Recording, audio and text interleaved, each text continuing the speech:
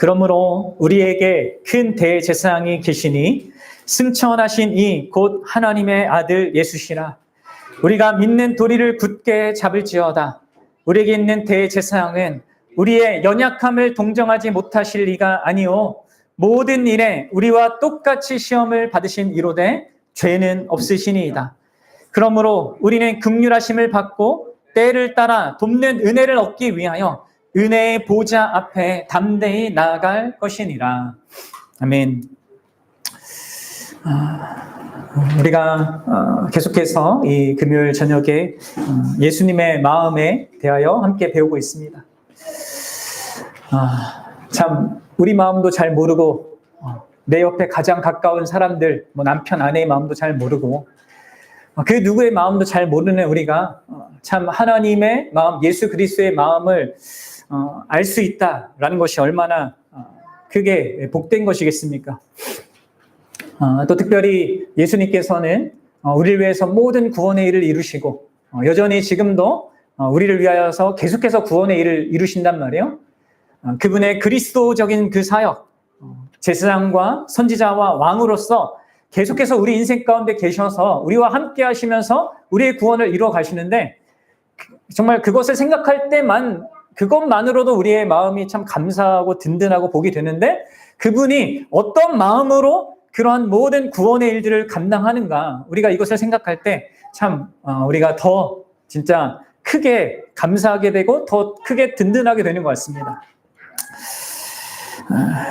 그분은 우리와 다르거든요. 또 내가 좋다고 생각한 어떤 그 대상과 다른 정말로 완전하게 또 순전하게 정말 온전하신 그런 분이기 때문에 아름다운 분이기 때문에 특히 그의 마음의 아름다움을 보는 이 기회가 우리에게 참 복된 것 같습니다. 여러분들 예수님의 마음을 생각하면서 좀 어떻게 기도가 되고 있습니까? 내 삶이 봐지고 있습니까? 그분이 그 강한 손으로 우리를 붙드신다고 했는데 또 그분의 아버지도 사실 이제 동일한 마음일 거 아니에요. 같은 마음일 거 아니겠습니까? 그 강한 손으로 우리를 붙드시는 그분의 마음, 그것을 알고 내가 내 현실을 본다, 또 바라본다. 얼마나 달라지겠습니까? 자, 오늘은 지금까지 우리가 예수님의 마음, 예수님이 그 자신의 마음을 있는 그대로 표현하신 이제 마태복음의 말씀부터 시작해서 지금 이제 오늘 세 번째로 그 예수님의 마음을 살핍니다. 그분은 자신의 마음이 온유하고 겸손하다 이렇게 말씀하셨어요. 그리고 그분은 기쁨을 가지고 계신데 그 마음의 기쁨을 가지고 계신데 그 기쁨이 우리와 결부되어 있습니다. 참 놀라운 거죠. 그리고 그분은 이제 오늘 우리가 살필 이 말씀처럼 우리를 깊이 동정하십니다. 공감하십니다. 지난 시간 우리가 히브리서 12장을 가지고 그 말씀을 함께 예수님의 기쁨에 대해서 어떻게 우리와 연결되는지 살폈는데 오늘은 이제 이 히브리서 4장 14절 15절 이 말씀을 통해서 16절 말씀을 통해서 예수님의 그 동정하심 그 마음을 생각해 보고자 합니다. 그 전에 우리가 잠시 이제 히브리서의 이 히브리서가 쓰여진 그 맥락을 좀 서론적으로 생각해 볼 필요가 있습니다. 이 히브리서는 유대교에서 개종한 그리스도인들을 대상으로 한 그런 서신으로 알려져 있습니다. 이들은 복음을 듣고 놀라운 기쁨과 행복을 누렸습니다. 이전에 그 율법의 멍에에서 벗어나서 그 모든 율법의 멍에를 해결하신 예수 그리스도로 말미암아 그 복음이 주는 기쁨 그런 것들을 누리고 영위했단 말이에요. 그런데 그들의 인생 가운데 그런 기쁨만 있게 된 것이 아니라 새로운 기쁨만 있게 된 것이 아니라 새로운 슬픔도 생겼습니다. 말씀드렸죠, 여러분들. 예수를 믿으면요 새로운 기쁨이 생기고 새로운 슬픔이 반드시 따라오게 됩니다. 특히 이 고대 사회에서 이 1세기 이 당시에는요 예수를 믿는다는 것은 자기 목숨을 거는 일이었고 자기의 삶의 모든 손해를 기꺼이 감당해야 되는 그 현실에 들어가는 거였단 말이에요. 근데 이제 그들이 생각했던 것보다 더 심각했던 거죠. 그들을 낙담시키고 그들을 두렵게 하는 그 현실이 이 유대교에서 개종한 이 믿는 그리스도인들이 생긴 것입니다. 그럼 우리가 이제 히브리서를 읽어보면 10장에 가보면 이들이 얼마나 큰 심한 박해를 받았는지 나오잖아요. 막 톱으로 켬을 당하고 뭐 사자굴에 이게 뭐 들어가게 되고 짐승에 이게 찢기고 뭐 십자가에 못 박히고 재산을 강탈당하고 여러 가지 이제 예수님을 믿는 이유로 그렇게 고난을 당하게 된 그런 현실에 있었단 말이에요. 근데 이제 그들에게 사실 주어졌던 그 메시지는 바로 예수님께서 이 땅을 구원하러 이 땅에 우리 죄인을 구원하러 오셨고, 그분이 이제 모든 구원의 일을 이루시고 다시 승천하셔서 그분이 언젠가는 다시 오실 것이다. 우리가 아까 찬양했던 것처럼 다시 오셔서 이 자신이 구원한 백성들 다 자신에게로 영접하고 모든 원수를 다 정복하고 이 세상에 그분의 나라를 온전하게 세울 것이다. 이런 이 복음의 메시지가 전파되었었는데 한 해가 지나고 또 두 해가 지나고 뭐 계속 해가 지날수록 지나가도 예수님은 오지 않는 거죠. 내가 곧 오리라 이렇게 말씀하셨는데, 그렇죠? 그리고 여전히 고난은 계속해서 겹겹이 쌓여져 갑니다. 박해를 받고 그 안에서 낙심하고 실망하고 지금 자신이 지금 어떤 위치에 있는 거고 어떤 상황에 있는 건지를 헤아릴 수가 없었던 그런 형편에 있었습니다. 그래서 이들 중 일부는요, 자신들이 복음을 받아들인 것이 잘못한 게 아닌가 하는 그런 질문까지도 의문까지 이렇게 던지기 시작했습니다. 왜냐하면 이제 그들의 옛 종교였던 유대교는요, 수세기 동안, 그래도 그 수천 년 동안 뭐 핍박을 받으면서도, 고난을 받으면서도 그 예수님 그 시대까지 또 그 로마 시대까지 잘 견뎌왔거든요. 근데 이제 이 새로운 가르침, 복음의 가르침을 듣고 나선 이 더 큰 그 어려움과 시험, 고난에 있는 것입니다. 그러니까 이제 질문을 던지기 시작한 거죠. 내가 실수한 게 아닌가? 다시 유대교로 돌아가야 되는 게 아닌가? 이게 여러분들 이 히브리서가 쓰이게 된 상황입니다. 이런 상황 속에서 이 히브리서 저자가 무엇을 그들의 위로로 말할까요?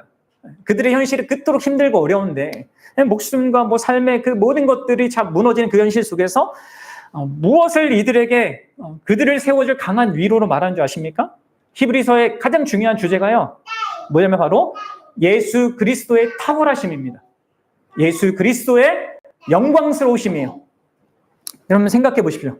나는 힘들어 죽겠고 진짜 목숨이 왔다 갔다 하고 있는 이 상황 속에서 다른 어떤 현실적인 그런 도움이 아니라 바로 그들이 믿고 있고 바라보고 있는 그 예수 그리스도, 그분을 더 선명하게 드러내는 일에 이 저자가 마음을 두고 있습니다. 그렇습니다. 여러분들, 사실 우리가 우리의 인생 가운데 우리의 현실로 인해서 크게 흔들리고 불안하고 두려워하는 그런 것의 가장 결정적인 이유는요, 여기에 있습니다. 그러니까 우리의 현실이 너무 커서가 아니에요, 사실은. 물론 그것도 부인할 수 없는 게 맞지만, 그러나 이 히브리서 저자가 생각했을 때 우리 이 하나님의 백성들이 그렇게 복음을 듣고 기뻐했던 그 백성들이 자기의 현실 속에서 두려워하고 걱정하고 염려하는 그것의 결정적인 이유는 뭐다? 바로 복음의 중심이신 이 예수 그리스도를 더 온전하게 알지 못하기 때문이다 라고 생각한 것입니다. 그 예수 그리스도를 마땅히 확신해야 할 만큼 잘 알고 또 신뢰하고 그분을 즐거워하지 못했기 때문에 이들에게 이러한 두려움과 걱정과 염려가 있다는 것이라고 이 저자는 파악한 것입니다. 그래서 여러분, 이 히브리서는 1장부터 계속 그 얘기를 합니다. 천사보다 뛰어난 예수 그리스도, 모세보다 뛰어난 예수 그리스도, 여호수아보다 뛰어난 그리스도, 그리고 이제 큰 맥락이 되는 게 이제 아론, 이제 대제사장, 구약의 대제사장인 이 아론보다 훨씬 더 뛰어난 큰 대제사장, 바로 이 예수 그리스도에 대하여서, 특히 예수님의 그 대제사장직에 대하여서 아주 세세하게 설명을 하는 것입니다. 오늘 우리가 함께 읽는 이 본문은 바로 이 서신 전체가 핵심적으로 말하고자 하는 그 내용의 요약이라고 할 수 있고 핵심적인 부분이라고 할 수 있는 그런 내용이에요. 그리고 우리는 그 중에서도 이제 예수님의 마음을 다루고 있는 15절을 중심으로 그 우리를 위해 중보하시는 그 예수님의 마음, 그 마음에 좀 주목해 보고자 합니다.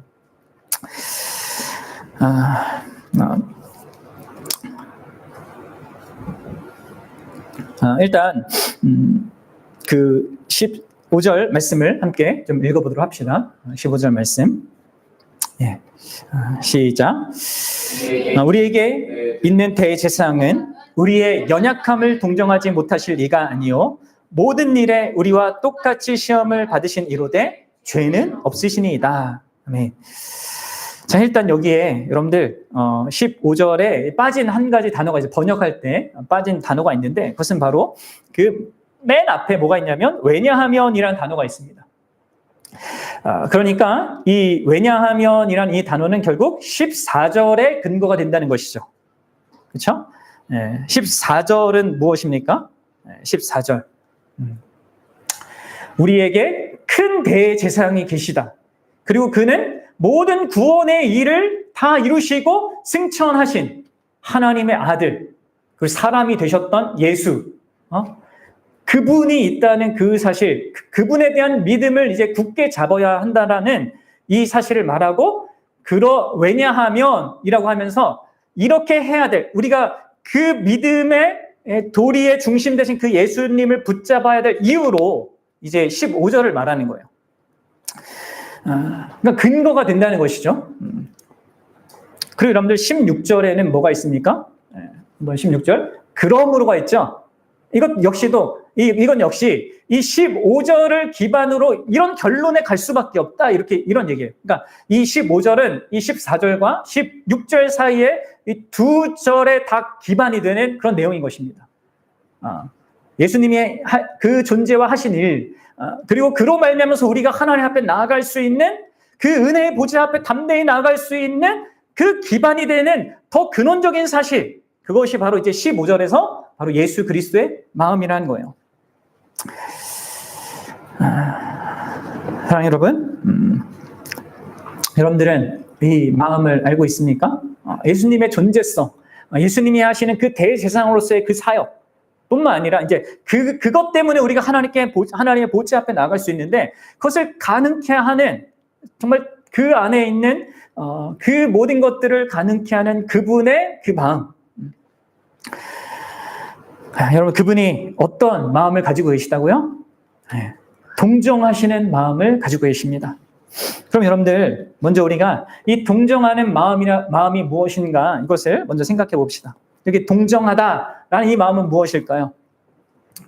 우리나라 이제 표준국어 대사전에 의하면요, 동정한다라는 이 말은 이렇게 표현되어 있습니다. 남의 어려움이나 불행을 가엾이 여기고 마음으로 함께 아파하는 것이다. 상당히 잘 표현되어 있습니다.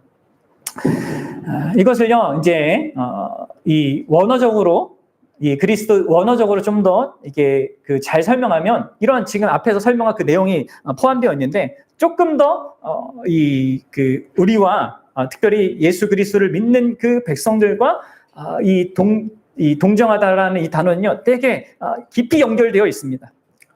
이 동정하다라고 하는 이 단어는 그리스어로 함께라고 하는 그 단어가 접두사가 이렇게 있고 그리고 동사로 고난을 받다라는 이 동사가 함께 결합되어 있는 복합어예요. 따라서 여러분들 여기서 예수님께서 우리의 연약함을 동정하신다는 것은요, 우리가 안 됐다, 우리가 참 정말 불쌍하구나라는 것을 마음으로 느끼는 그저 약간의 그런 연민 정도가 아닌 거예요. 그러니까 우리가 TV에서 종종 이제 광고가 나오잖아요. 아프리카에 막 힘든 아이들 한 끼 못 먹어서 막 이렇게 아픈 그런 아이들을 보면서 우리 마음에서 느끼는 그런 연민 정도가 아니라는 것이죠. 이것은 마치 우리에게 대한 아주 깊은, 이게 함께라고 있는 이 단어가 말해주듯이 아주 깊은 그리고 연결된 그런 유대감에서 우러나오는 애절한 연민을 의미하는 것입니다. 이 동정하다라고 하는 이 단어는요. 그래서 가장 가까운 이 개념은 뭐냐면 부모가 이제 자기 자식에게서 그 자식이 아파하고 힘들 때 그때 이제 느끼는 감정하고 유사합니다. 아이가 아파서 신음할 때 그것을 함께 아파하는 그 부모의 마음. 아니, 그 자기가 아파서 아픈 그것보다 더 크게 아파하는 그런 감정 있지 않습니까? 사실 이제 예수님의 그 동정하심은 그것보다 더 훨씬 강력하거든요. 그러니까 우리 부모가 순전하게 아이들을 향해서 갖는 그 마음보다 사실 더 강력한 겁니다. 순전함에 있어서, 그 순수함에 있어서. 여러분들 이 동정하다라고 하는 이 단어를 이렇게 개념을 잘 이해하시면 좋겠어요. 그러니까 흔하게 그냥 우리가 이렇게 나랑 상관없는 자들에게 이렇게 느끼는 어떤 불쌍한 마음, 그냥 연민의 마음 그 정도가 아니라는 거예요. 함께 결합되어 있음을 생생하게 느끼고 그 고난에 자기도 동참하는 의미로, 그러나 그가 당하는 그 고난보다 자신이 친히 더 그렇게 더 깊이 영향을 받는 그런 의미로 이 동정하다라고 하는 이 말을 지금 여기 사용하고 있다는 겁니다. 그러니까 예수님은 우리가 고통을 받을 때 함께 고통을 받으십니다. 우리가 고난을 받을 때 그분은 자신이 고난을 받는 것처럼 느끼세요. 그럼 왜 그렇겠습니까? 그것은 바로 그분이 우리의 머리이시니까 그렇습니다. 그렇죠? 우리가 그분과 연합되었기 때문입니다. 예수 그리스도를 믿을 때 우리는 그분과 영원한 연합으로 연결되지 않습니까? 그래서 여러분들 사도 바울이 교회를 믿기 전에, 예수님을 믿기 전에 교회를 핍박했을 때 예수님이 나타나셔 하신 말이 뭐예요? 왜 너는 나를 핍박하느냐라고 하지 않았습니까? 예수님은요, 자기를 믿는 백성과 자기 교회와 진짜 영적인 연합으로 연합되어서 그의 모든 것을 아시는 거예요. 그리고 그 속에서 그를 동정하시는 것입니다. 그의 고난에 함께 참여하시는 것입니다. 특히 그분의 인성이 우리의 고난에 온전히 참여하는 것이죠. 근데 여러분들, 여기서 그분이 이제 동정하시는 그 대상이 구체적으로 뭔지 설명하고 있죠. 그게 뭡니까? 그분이 동정하시는 그분의 그 대상, 그게 뭐예요? 우리인데, 바로 예수 그리스도를 믿는 우리인데, 우리의 어떤 부분입니까? 바로 연약함입니다. 우리는 직관적으로 내 삶이 형통하고, 혹은 내 삶에 어떤 좋은 일이 생기고, 아니면 내가 하나님 앞에 뭔가 잘할 때, 내가 그래도 큐티도 열심히 하고, 기도도 열심히 하고, 성경도 많이 읽고, 그러한 것 속에서 내가 은혜를 많이 누릴 때, 예수님이 나와 함께 계시고, 나에게 도움을 베푼다, 이렇게 생각합니다. 그런 그분이 나와 함께 하시고 그런 나를 기뻐할 거다. 그렇죠? 그건 맞는 얘기죠. 그런데 여러분들 지금 오늘 본문은요, 그것도 맞지만 그와 반대되는 그 상황에서도 그분이 우리와 기꺼이 함께 하시고 우리의 그 연약함 속에서 우리를 동정하신다는 그런 이야기를 해요. 그분이 동정하시는 건 뭐냐? 바로 우리의 연약함인 것입니다. 그럼 저는 이 예수님의 기쁨을 생각할 때도 이러한 유사한 내용을 여러분들과 함께 지난 시간 다뤘어요. 진짜 우리의 생각을 좀 전환해야 될 이러한 필요가 있는 부분입니다. 우리가 수고하고 무거운 그 짐을 가지고 그분께 나아갈 때 우리가 그것이 나아가기를 껄끄럽게 하는 그런 어떤 것이라고 생각할 때 그것은 내 좁은 생각 때문에 그렇게 하는 것이거든요. 나의 왜곡된 감정 때문에 그렇게 하는 것이거든요. 예수님은 어떻게 하신다고요? 수고하고 무거운 짐 그대로 나아오라고. 그걸 명령하시지 않습니까? 여러분, 그분은 그렇게 수고하고 무거운 짐을 가지고 그 자기 자신에게 나오는 우리에게 은혜와 긍휼을, 자비를 베푸는 것을 기뻐하신단 말이에요. 우리가 우리의 괴로움과 혼란 속에서 특히 자신의 죄로 말미암아 당혹감을 느끼고 죄책감 속에서 허덕일 때 그분의 긍휼과 자비, 그 은혜를 구하는 그렇게 그분을 찾을 때 그분은 기뻐하셔요. 그분이 그것을 주시기를 기뻐하는 분이시란 말이에요. 또 그분은 우리가 그분이 주시는 그 은혜와 그 긍휼로 자비로 회복될 때 또한 기뻐하시는. 그러니까 그분의 모든 것이 사실 우리와 결부되어 있습니다. 그래서 여러분 우리가 자격 없다고 느낄 그때라도 오히려 주님께 더 나아가야 한다고. 그리고 그렇지 않으면 우리는 우리의 기쁨이 회복되고 우리가 위로받고 그렇게 될 그 기회를 놓치게 되고요. 또 그분의 기쁨을 증대시켜드릴 수 있는 그 기회도 놓치게 되는 거예요. 여러분 그분은 우리 자신을 기뻐하세요. 그분 우리가 자신의 이루신 그 구속의 일 안에서 결국 온전하게 가장 완전하게 변화되어서 그분과 함께 그 자신과 함께 막힘없이 누리게 될 그 복된 사랑의 관계 그것을 최고의 기쁨으로 생각하면서 계시단 말이에요. 그리고 그 기쁨을 위해서 그분은 히브리서 12장 2절에서 우리가 지난주 살폈듯이 그 십자가를 참으셨던 거고 그 부끄러움을, 그 수치를 개의치 않으셨던 것입니다. 예수님의 그 기쁨이 바로 우리에게 있고요. 영화롭게들 우리에게 있습니다. 그래서 여러분들 우리는 자신의 기쁨을 위해서도 그렇고 또 예수님의 기쁨을 위해서도 계속해서 우리의 그 어떤 상황 속에서도 또 그 절망적인 상황 속에서도 또 나에 대해서 절망하는 그 상황 속에서 그분께 나아가야 되는 거예요. 그리고 은혜와 긍휼과 자비를 구해야 하는 것입니다. 그런데 우리가 그렇게 그 은혜와 긍휼이 나에게 필요하고 자비가 필요하다는 것을 알고 나아갈 때 그분은요, 그런 우리의 연약함을요, 동정하셔요. 어떤 의미에서 여러분들 우리의 연약함은 우리가 이 땅 살아가면서 우리가 짊어져야 될 하나의 짐이기도 합니다. 그렇죠? 우리가 영화롭게 될 그 목적지에 이를 때까지 우리는 광야 같은 그 인생길을 걸어갑니다. 그리고 그 안에서 우리는 다양한 대적들을 만나죠. 뭐예요?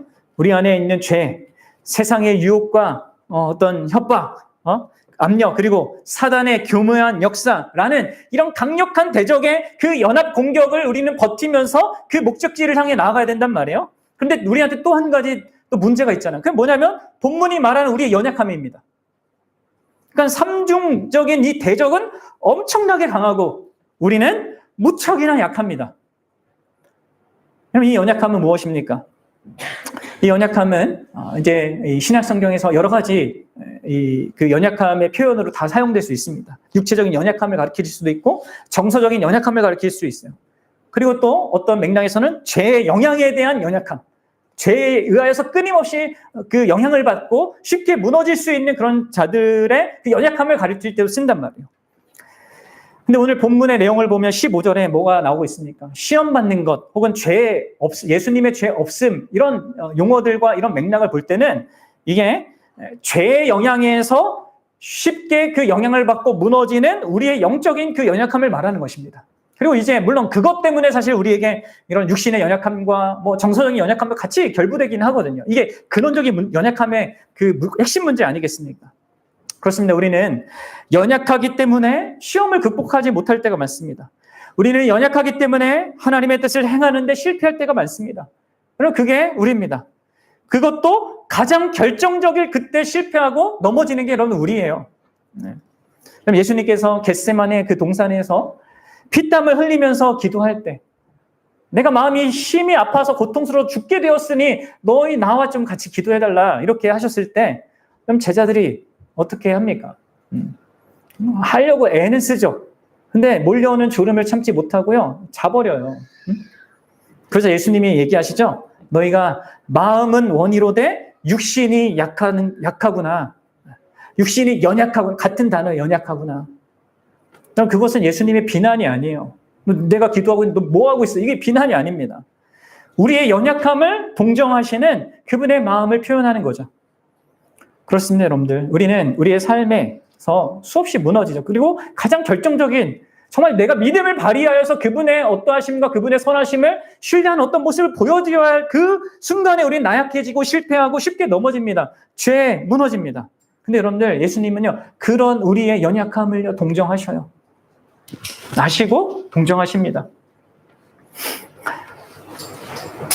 그럼 여러분들 이 예수님께서 이렇게 뭐 이 환경 때문에 아니면 이 사단의 그런 수없는 공격이든 어떤 자신 안에 죄에 의한 그런 어려움이든 이런 모든 어려움 속에서 그분이 그렇게 자기 백성과 그토록 깊은 그 유대 관계를 맺고 계시면서 우리를 동정하실 수 있는 그 근거가 뭘까요? 그 이유가 뭘까요? 이 본문의 오늘 15절은 두 가지를 말합니다. 하나는 이거죠. 뭐요? 그분이 바로 우리와 똑같이 시험을 받으셨기 때문입니다. 동일한 시험을 그분이 이 땅 계실 때 경험하셨기 때문이에요.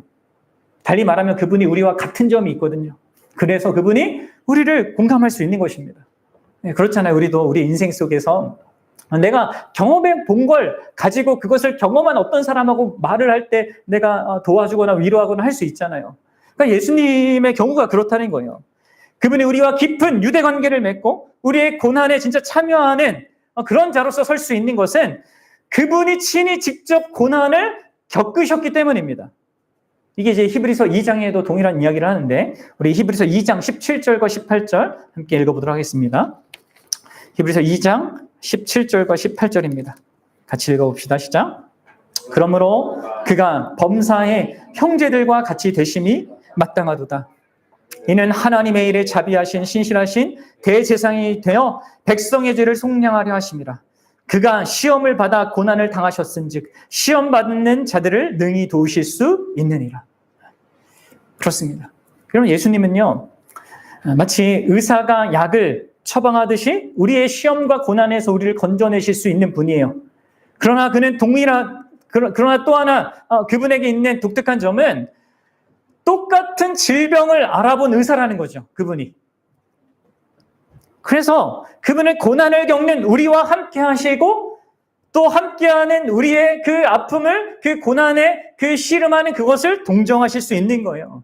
그분이 완전한 사람이셨고 그분은 인간이 자기 인생 속에서 경험할 수 있는 온갖 고난을 다 경험하신 분이십니다. 그럼 아십니까? 예수님이 모든 우리 인생들이 이 땅 살아가는 동안에 경험할 수 있는 그 모든 악과 고통이라고 부르는 그 어떤 현실을요, 그분이 다 경험하셨습니다. 그분은요, 육체의 고난을 아셔요. 그분은 몫으로서 육체의 노동의 그 힘듦을 아십니다.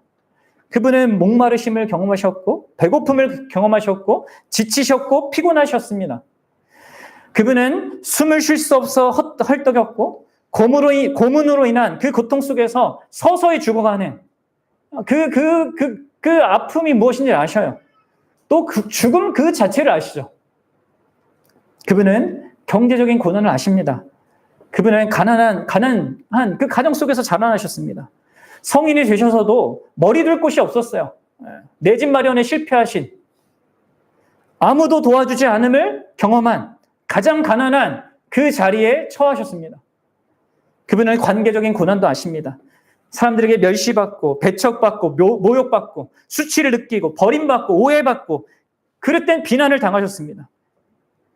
무엇보다 그분은 자신이 사랑하는 자들에게 배반도 당하셨죠. 그리고 더 나아가서 예수님은 자기 전부로 사랑하는 대상에게 외면받고 또 그를 잃어버리고 또 더 나아가서 그에게로부터 자기 전부로 사랑하는 그 대상으로부터 가장 적대적인 대우를 받았어요. 여러분들, 예수님은 그런 모든 고난 속에서 정서적으로 심리적으로 고난당하는 게 무엇인지 아십니다. 그분은 깊은 외로움을 아시고요. 깊은 슬픔을 아시며 많은 눈물을 흘리셨습니다. 그분은 깊은 실망감을 아셔요. 그분은 성취되지 않은 어떤 것에 대한 그 갈망을 아십니다. 하나님께 버림받았다 라고 하는 그 비참한 느낌을 아십니다. 여러분, 우리가 이 땅에서 경험하는 그 모든 우리가 여러 가지 시험으로 말미암아 우리가 느끼는 그 모든 우리가 감각하는 것들을 다시 다 그분이 경험하여 아시는 것입니다. 그리고 그것도 여러분들, 우리가 살아가는 동안에 당하는 그 고난 속에서 경험하는 것은 사실 어떤 삶의 한 특정한 어떤 부분에 사실 이렇게 이렇게 결부되어 있잖아요. 근데 예수님은 그게 아니잖아요. 진짜 사실 모든 삶의 그 국면들이 이 고난으로 사실 점철되어 있는 것입니다. 그리고 그 고난의 이 강도는요, 우리가 느끼는 그 고난의 그 강도와 비교할 수 없을 정도로 더 강력한 그러한 의미로서 그분은 그 모든 것들을 경험하신 것입니다. 사실 제가 종종 얘기하지만 우리가 경험한 그 모든 그분이 경험한 것에 다 맛보기에 지나지 않은 거예요. 예수님께서 가지셨던 그 소외감, 외로움, 두려움, 실망감, 그런 것들을 능가하도록 우리는 경험할 수 없습니다. 이 땅에서. 예수님의 은혜로, 그 십자가의 은혜로. 심지어 예수를 믿지 않는 자들이 할지라도 현재에서는 하나님의 그 일반 은혜 안에 속에 그렇게 그래도 우리가 기쁨이라고 할 수 있는 모든 것을 영위할 수 있는 그것은요, 예수님 때문이죠. 예수님께서는 저와 여러분들이 이 세상에서 가장 심한 고통을, 저와 여러분들이나 이 세상에서 가장 심한 고통을 겪는 사람들, 혹은 이 역사상 가장 심한 고통을 겪었다고 하는 그 사람보다 더 크고 심한 많은 그 고통을 경험하셨습니다. 그리고 그 고통은 바로 그가 죄 없는 분이라는 그 사실로 인해서 더욱 증폭되는 거예요. 여러분, 우리는 죄 없는 예수님이라서 이 모든 고난을 다 넉넉하게 감당했을 거라고 생각하지만 잘못 생각하는 거죠. 여러분, 제가 뭐 종종 드는 얘기도 하지만 담배를 저희들이 안 피잖아요. 대부분 이제 믿는 사람들이 담배를 전혀 피지 않는 우리들이 담배 연기가 가득한 그런 사람들이 모인 공간에 들어간다고 생각해 보십시오. 어떻게 되겠습니까? 담배를 피던 사람들은 거기에 익숙하니까 괜찮아요. 하지만 전혀 피지 않는 그 사람은 그렇게 담배 공기가 자욱한 그곳에 들어가 있는 그게 너무나 힘든 것입니다. 정말로 괴로운 것이 되는 것이죠. 그러니까 여러분들, 예수님은 정말로 죄가 없으셨기 때문에, 정말로 모든 부분에서 순전하셨기 때문에 죄가 가득한 이 세상의 현실을 살아가는 그것 자체가요, 그분에게 고난이었단 말이에요. 태어난 순간부터 그의 모든 인생은 다 고난이었습니다. 그러니까 그 안에서 그분이 겪으신 모든 고난의, 그 인생들이 겪는 고난의 모든 국면들을, 그분이 겪으신 아프심과 그 안에서 경험하신 그런 모든 그 괴로움들은 그러니까 몇십 배, 몇백 배의 크기가 되는 겁니다. 그래서 여러분들, 그분은 아시는 거예요. 아십니다. 겪으셨기 때문에 아셔요. 더 큰 크기로 겪으셨기 때문에. 또한 여러분들, 두 번째로 여기서 말하는 것이 무엇입니까? 뭐 앞에 제가 마지막 부분에 얘기한 부분과 관련되어 있는데요. 그러니까 우리와 같은 이런 측면, 그분이 겪으셨다라고 하는 이 측면과 함께 또 하나의 측면 때문에 그분은 우리의 고난에, 우리의 그 아파함에 동정하실 수 있는데요. 그것은 바로 그분이 우리와 또 다른 점이 있기 때문입니다. 그 다른 점이 뭐예요? 앞서 얘기했던 것처럼 죄가 없으시기 때문이에요. 우리 히브리서 4장 15절 다시 한번 읽어보도록 하겠습니다. 시작. 우리에게 있는 대제사장은 우리의 연약함을 동정하지 못하실 리가 아니요 모든 일에 우리와 똑같이 시험을 받으시니로되 죄는 없으시니이다. 아멘. 그렇습니다. 여러분들, 예수님이 우리에게 공감하고 우리 아픔에 참여하고 우리의 아픔을 동정하실 수 있는 그 이유는요, 그분이 죄가 없기 때문이란 말이에요. 그럼 이게 무슨 말이냐? 어떤 사람들은 이제 예수님은 죄를 짓지 않았기 때문에 죄를 짓는 나를 진정으로 공감할 수 있을까라는 의문을 갖습니다. 여러분들, 혹시 그렇게 생각하십니까? 죄를 지어보지 않으신 그분이 어떻게 죄에 대하여 죄를 짓고 그 안에서 문제를 경험하고 그 안에서 신음하는 나를 이해할 수 있을까? 공감할 수 있을까? 동정하실 수 있을까? 저도 사실 이 부분이 항상 쉽지 않은 이런 부분이었는데요. 이제 우리 믿음의 선배들의 글을 또 열심히 보니까 이렇게 잘 또 이 부분을 이렇게 말해주고 있더라고요. 이게 이제 팀 켈러 목사님도 그렇고 이제 그 스펄전 목사님도 이렇게 강조해서 얘기하는 것인데요. 그분들이 뭐라고 하냐면 이렇게 얘기합니다. 우리가 다른 사람이 느끼는 그 비참함과 그 어려움과 그 고난을 진정으로 동정하고 공감하지 못하는 그 결정적인 이유가 뭔지 아는가? 그럼 뭐라고 생각합니까? 내가 그 사람의 그 경험을 해보지 않았기 때문이다라고 우리는 답을 갖고 있지만 그렇지 않다는 거예요. 뭐가 문제냐? 우리가 진짜 다른 사람을 공감하고 그 사람을 동정하고 그의 아픔에 함께하지 못하는 이유는요, 우리 안에 죄 때문이라는 거예요. 자기 중심성. 우리가 다른 사람의 삶과 그의 마음과 그의 상처에 함께 공감하고 아파하고 진정으로 위로하고 그것을 이게 못하게 방해하는 것, 그것을 그토록 힘들게 만드는 그것은 다른 무엇이 아니라 우리의 이기심, 우리의 짜증, 우리의 교만, 우리의 조급함 때문이라는 것이죠. 그렇습니다. 여러분들, 죄는요, 자기 자신에게 몰두하게 합니다.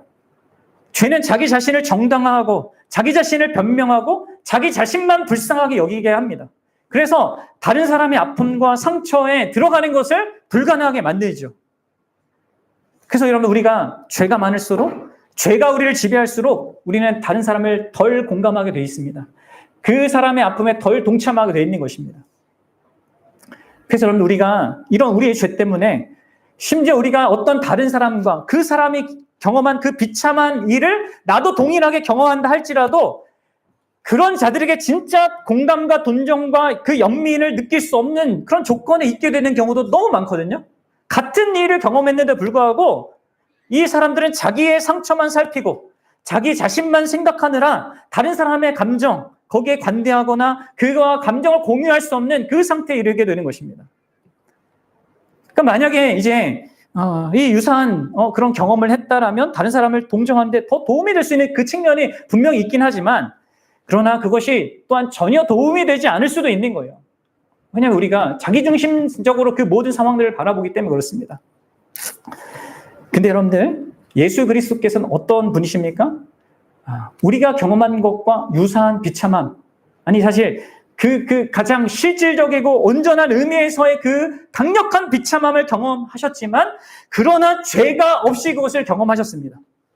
그리고 바로 그런 이유 때문에 그분이 가장 온전한 의미로 우리를 동정해 줄 수 있다는 거예요. 그분은 그 모든, 사실 우리 인생들의 그 비참함 속에서 우리의 모든 진정한 그 동정함을 갉아먹는 그 죄로 나아가지 않고 참된 동정을 만들어내는 그 모든 경험을 갖고 계신 것입니다. 그래서 여러분, 예수님은 이 세상 여타 다른 이 세상의 존재들과 다른 것입니다. 예수님은 자기 자신에게 몰두해 있지 않습니다. 그분은 오직 누구에게 몰두해 있습니까? 바로 저와 여러분들에게 몰두해 있어요. 그럼 사랑하면 그렇게 되잖아요. 나 자신을 그렇게 안 본단 말이에요. 그 대상만 본단 말이에요. 예수님은 우리가 우리 자신을 사랑하는 것보다 우리를 더 사랑하십니다. 더 많이 사랑합니다. 그분은 우리가 겪는 것이 어떤 것인지를 너무나 잘 아십니다. 그런데 그것을 그분이 그 모든 과정을 죄 없이 통과하셨기 때문에 그분은 완전히 그리고 온전히 성령 안에서 우리 안에 충만히 거하시고 우리를 아신단 말이에요. 우리를 동정하신단 말이에요. 우리를 온유하게 대하신단 말이에요. 우리를 친절하게 대하신단 말이에요. 그리고 참된 기쁨으로 우리를 도우실 수 있다는 거죠. 사랑하는 여러분, 이걸 아십시오. 그분이 죄가 없다는 이 사실, 그분은 오직 우리를 향한다는 이 사실을 기억하십시오. 그럼 성경에 보면 그분은 우리의 뺨에 흐르는 그 눈물이 몇 방울인지도 아신다고 해요. 그 눈물을 그의 병에 담아 놓으신다고 한단 말이에요. 머리털도 세신다고 하지 않아요. 그렇습니다, 여러분들. 부모가 자기 아이를 사랑하는 그 사랑보다 더 크게 그분은 우리를 사랑하십니다. 그럼 이사야 49장 15절과 16절 함께 읽어봅시다. 읽어보겠어요? 여인이 어찌 그 젖먹는 자식을 잊겠으며 자기 태에서 난 아들을 긍휼히 여기지 않겠느냐? 그들은 혹시 잊을지라도 나는 너를 잊지 아니할 것이라. 내가 너를 내 손바닥에 새겼고 너의 성벽이 항상 내 앞에 있나니. 아멘. 그렇습니다. 예수님은 그렇게 우리를 아시고 우리에게 몰두해 계신 분입니다. 죄가 없으셔서 기꺼이 우리를 동정하실 수 있는 분이십니다. 우리의 그 아픔에 참여하실 수 있는 분입니다. 우리가 주일날 이제 곧 요한복음 강의에서 살피겠지만 이제 11장에 가보면 나사로의 그 무덤 앞에서 예수님이 우시는 장면이 나오거든요. 왜 예수님이 우실까요? 이제 5분 뒤면은 나사로가 이제 살아날 거란 말이에요. 왜 우십니까? 그럼 그분의 그 마음은 그냥 그분 혼자만의 것이 아닙니다. 그분의 마음은 그 죽음으로 인하여서 슬퍼했던 마리아, 마르다, 그리고 나사로, 그 모든 그의 교회와 연결되어 있는 것입니다. 악과 고통의 현실, 관계의 상실, 죽음의 그 현실에 신음하고 있는 자들, 비록 이제 살아나지만 여전히 그런 현실 속에 살아가고 있는 것이 우리고 또 그것을 다 헤쳐나가야 되니까 그런 자들과 함께 우시는 그런 죄 없는 그분의 마음이라는 거예요. 진정으로 동감하고 공감하시며 참된 연민을 느끼시는 그런 순전한 마음이십니다. 예수님은 우리가 겪은 온갖 시험을 친히 다 더 큰 규모로 경험하셨습니다. 그가 죄가 없으시기 때문에 또 그분이 결정적으로 그분 자신과 우리를 영원토록 묶으셨기 때문에 우리를 그분의 지체가 되게 하셨기 때문에 그분은 우리의 연약함을 동정하실 수 있으십니다. 우리의 아픔을 아시고 우리 아픔을 자신의 아픔으로 여기며 동참하십니다. 우리가 신자인 이상 결코 혼자 외롭게 고난 속에 있지 않습니다. 여러분 이것을 아십시오. 내 남편도 몰라주고 아내도 몰라주고 아무도 몰라줘 하면서 그렇게 자기 연민에 빠지지 마십시오. 우리를 아시는 분이 계셔요. 물론 그분은 14절이 말하는 것은 승천하셨지만, 그래서 하늘에 계시지만, 그러나 우리와 멀리 떨어져 있지 않고 15절이 말하는 것처럼 그 마음이 우리와 연결되어 함께 있다는 것을 말해주고 있는 것입니다. 가까이, 아주 가까이 연결되어 있다는 것을 말해주고 있는 것입니다. 사랑하는 여러분, 결론을 맺겠습니다. 우리의 고난의 현실, 비참함을 느끼는 그 현실에서 우리가 계속해서 해야 될 것은 다른 것이 아닙니다. 바로 우리 주 예수 그리스도를 바라보는 것입니다. 진짜 예수를 믿는다는 그것이 잘한 게 맞을까? 내가 그분을 신뢰하는 것이 정말 잘하는 걸까? 이런 의심이 들 때, 또 내가 경험하는 이 고난이 도대체 무슨 의미가 있을까? 내 삶에 과연 의미가 있을까? 여기 이렇게 버티고 있는 게 의미가 있을까? 유익이 될까? 하는 그런 질문이 들 때, 그럼 우리는 예수 그리스도를 바라봐야 합니다. 그럼 히브리서 12장 2절 다시 한번 봅시다. 네. 같이 읽어봅시다. 믿음의 주요 또 온전하게 하시는 이인 예수를 바라보자. 그는 그 앞에 있는 기쁨을 위하여 십자가를 참으사 부끄러움을 개치 아니하시더니 하나님 보좌 우편에 앉으셨습니다. 아멘. 사랑하는 여러분, 우리를 기쁨으로 삼으시고 우리와 함께 영원한 정말 막힘없는 그 사랑의 관계 속에서 우리를 누리기 위한 그 기쁨의 소망을 가지기 위하여서 그분이 모든 그 십자가라는 그 고난을 참으셨고요. 온갖 부끄러움을 개의치 않으셨습니다. 그러한 중심과 그런 마음으로 그분이 우리와 함께 하시고요. 또 그분이 우리를 동정하십니다. 특히 우리의 연약함을 동정하십니다. 참된 의미로 동정하십니다. 우리가 경험한 그 모든 고난, 그것을 또 고통, 그것을 더 큰 의미로 심각한 크기로 경험하셨고 죄가 없으시기 때문에 또 영원토록 우리를 자신과 묶으셨기 때문에 우리를 자신의 지체로 삼으셨기 때문에 진정으로 우리에게 공감하시면서 동정하십니다. 여러분들 이 예수를 바라보십시오. 우리의 연약함 속에서 허덕이는 바로 그 자리에서 그 예수님을 바라보십시오. 여러분들 우리는 약하고 변덕스럽습니다. 우리에게 삶에 일어나는 온갖 악과 고통의 현실 때문에 무너질 때가 많습니다. 어떨 때는 기도가 쉽고 어떨 때는 기도가 어렵습니다. 무엇을 해야 할지 모를 때가 있습니다. 많습니다. 감정이 있어서 오르락내리락 합니다. 하지만 여러분 복 되신 예수님께서는 여러분들 어제나 오늘이나 영원토록 동일하세요. 그분은 우리의 연약함을 언제나 동정하십니다. 그리고 여러분 이게 우리의 큰 위로입니다. 그분은 항상 거기 계십니다. 항상 결코 달라지지 않습니다. 하늘에 계시지만 성령 안에서 우리와 함께 계십니다. 우리와 전혀 다른 그분이, 항상 같으신 그분이 계십니다.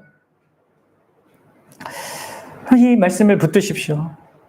그럼 히브리서 기자가 이야기하는 이것을 또한 다시 봅시다. 우리 히브리서 7장 24절과 25절도 봅시다. 시작. 예수는 영원히 계심으로 그 제사장 직분도 갈리지 아니하느니라.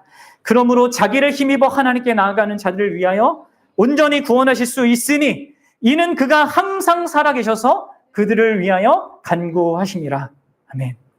여러분, 우리의 상황과 기분과 상태와 감정, 그것이 좋든 나쁘든 그것이 무엇이든지 간에 그분은요 항상 같으십니다. 오늘이나 어제나 내일이나 그분은 항상 거기에 계셔서 동일한 그 사랑으로, 동일한 마음으로, 중심으로 우리를 항상 대표하실 거고 우리를 위하실 거란 말이에요. 그럼 이게 진짜 참된 위로 아니겠습니까?